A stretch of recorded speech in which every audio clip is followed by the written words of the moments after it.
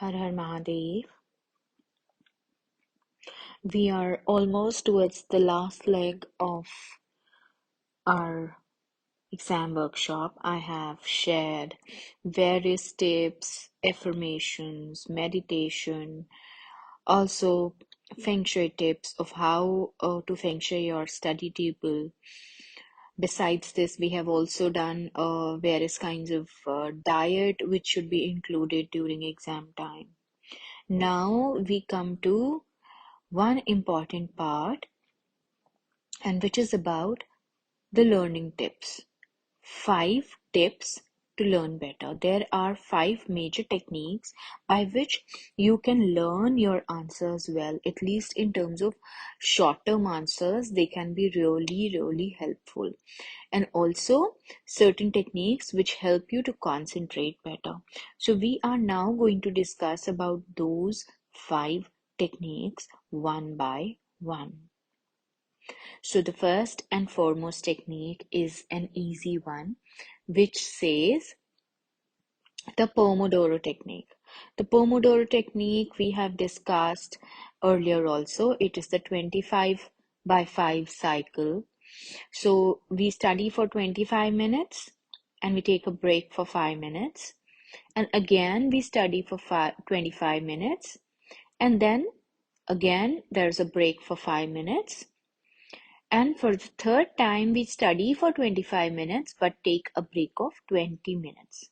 And thereafter, the cycle repeats. So, my dear friends, this 25 by 5 technique is very helpful for children whose concentration power is less, who need a greater focus, and also for students who feel that 50-minute time schedule becomes a bit boring. So normally we have a 45 minutes time span for one round of focusing and studying. Beyond that, our mind starts getting distracted. But just in case we have a study cycle of 25 minutes only, it becomes extremely easy to concentrate. But then the only required uh, point is that we should not have any distractions. When you study for 25 minutes at a stretch without any distractions, it is much better than studying or simply sitting with your books for 1 hour and being distracted by your gadgets, looking here and there, and talking to your friends. So, for 25 minutes, you study, and for 5 minutes, then you get time for relaxing. In that time, you could check up your social media updates. You could do anything that you want. So it makes the person feel motivated that after 25 minutes, I'll get to do what I want. But for first 25 minutes, I have to study. Now comes technique number 2, which is quizzing. So when you quiz your friend, and or your friend quizzes you regarding a certain topic, then it helps to identify the pointers that you may be finding challenging. जिसका answer नहीं आता है आपको quiz में पता चल जाएगा. If you answer wrong, then and there your friend could correct you, or you could look up for the answer and then try to revisit the topic again or play the quiz all over again. So it really helps in connecting with the topic, and also it makes the learning process easy and uh, very motivating. So when you are with a friend and you're quizzing each other, it means you are kind of challenging each other, isn't it? So everyone wants to outsmart the other one. So in that case, it's quite motivating because you'll end up answering well. And also, just in case you are not able to answer certain parts, then you know where all you need help and where all you need revisiting the topic. So that's technique number 2. Now we come to another technique, and this is the technique of flashcards. for certain important topics or formulae, you could make flashcards. For various, like in history, we have to remember various years and timelines. For that, we can make flashcards. For various things which have one word answers, we can easily make flashcards, and flashcards are easy to access and quite a fun to learn.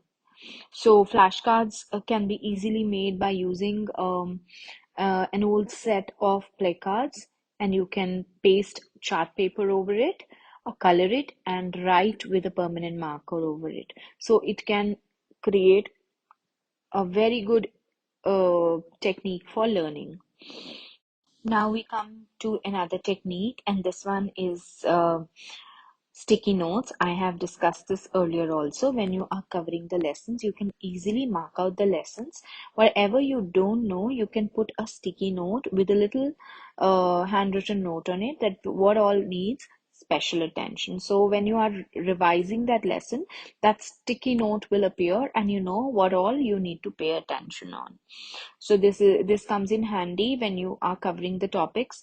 So you will see a sticky note and you will know what all you need to do and pay greater attention to.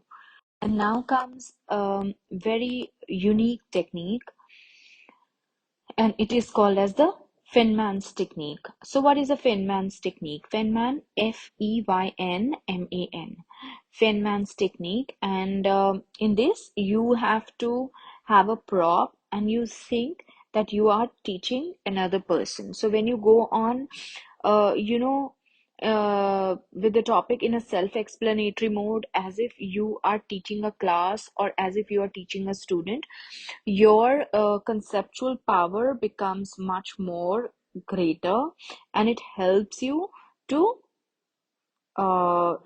record better things in the mind with greater amount of focus, and you remember it for the rest of your life.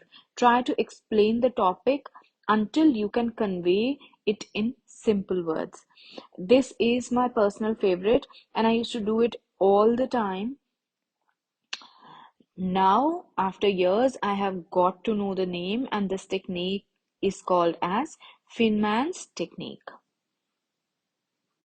And the most important one is taking notes in the class and studying from your notes, because you have attended the classes and written the notes. Scripting has given you a certain amount of power with which you can learn. That, grasping the concept happens when you take notes in class. So make sure that you are studying from the notes that given to you in the class, because you will be able to relate to the topic in a certain way your teacher has taught you.